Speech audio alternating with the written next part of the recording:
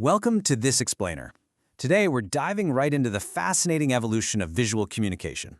We're going to connect the strict, centuries-old rules of book layout to the incredibly vibrant, high-speed world of modern social media design. We'll explore the timeless foundations of the craft, how we actually execute them digitally, and where the whole visual landscape is heading next. So here's our roadmap for today. We're starting with the timeless rules of typography, then we'll look at how to choose your design tools, and finally, we'll wrap up with the big social media trends for 2026. All right, part 1, the timeless rules of typography. Let's throw it back to Robert Bringhurst's classic 1992 book, The Elements of Typographic Style. He laid down an absolute golden rule that still holds up today. Typography exists to honor content. You see, in a world literally bombarded with messages, flashy text shouldn't be stealing the spotlight. It's really more of a transparent vessel. And honestly, why does this matter to us? Well, if your design distracts from what you're actually trying to say, you've completely lost your audience right out of the gate. Underlying geometric proportions basically dictate the entire rhythm of a page layout. Figuring out the page shape and placing your type upon it is surprisingly mathematical, kind of like framing and hanging a fine art painting. When you get those proportions just right, it creates this invisible harmony for the reader's eye, perfectly honoring every single element and relationship. It's wild to think about how much letter forms have evolved, even though the fundamental principles haven't budged at all. When we look back at the Renaissance and Baroque eras, we see those beautiful pen-formed strokes. Then, boom, moving into the 20th century, we get these super clean, unmodulated, geometric modernist styles. Trends and fads come and go for sure, but as Bringhurst points out, the core foundational rules of clarity, they've been exactly the same since the 1400s. I've always loved this analogy. Think of typography as a performing art. The typographer is to the text what a theatrical director is to a script, or a musician is to sheet music. As a designer, it's not your job to write the actual song, right? Your job is to analyze it, find its inner rhythm, and bring that to life visually. So, okay, we've got these incredible classical principles locked down.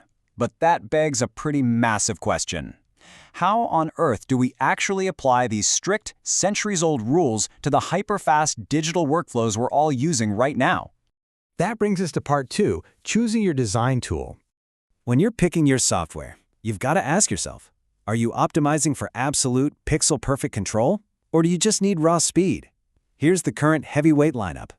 Canva gives you that beautiful drag-and-drop simplicity, literally zero experience required. Stepping it up, Photoshop demands that you actually understand layers and masks for that deep, complex pixel manipulation. And if you're building scalable, infinite vectors completely from scratch, Illustrator is your best bet. Though, yeah, it definitely comes with the steepest learning curve. If you're a creator who needs speed above all else, Canva is a total lifesaver. Because it relies heavily on pre-built templates, it's perfect for just blasting out presentation slides, marketing collateral, and social graphics. And here is the real secret sauce. A lot of those templates already have Bringhurst's structural rules baked right into them, so you can fire off your message super fast without sacrificing any of that crucial visual clarity. On the flip side, Photoshop and Illustrator are still the absolute gold standard for pro graphic designers.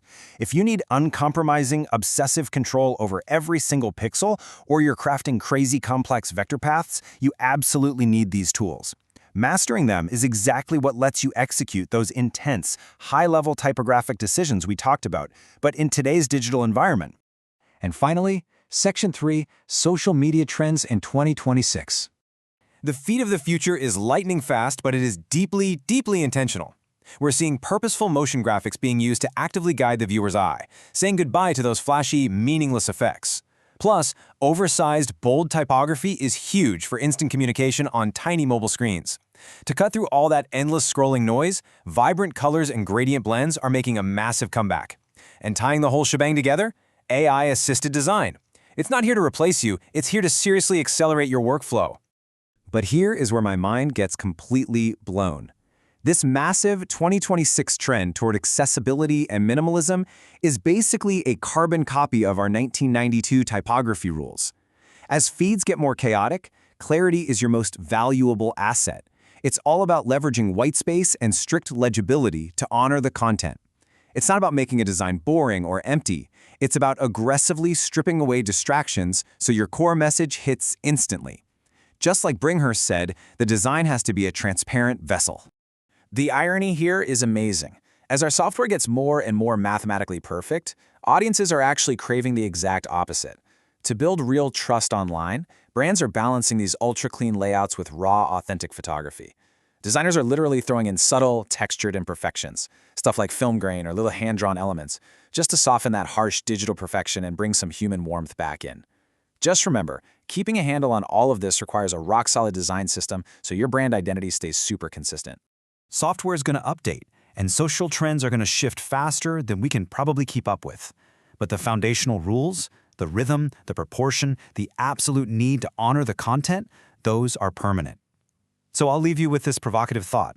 Are you going to let the default settings of your software dictate how you communicate to the world? Or are you going to master these timeless rules, tell your own story, and set the design trends of tomorrow? Thanks for hanging out with me for this explainer, and I seriously can't wait to see what you all build.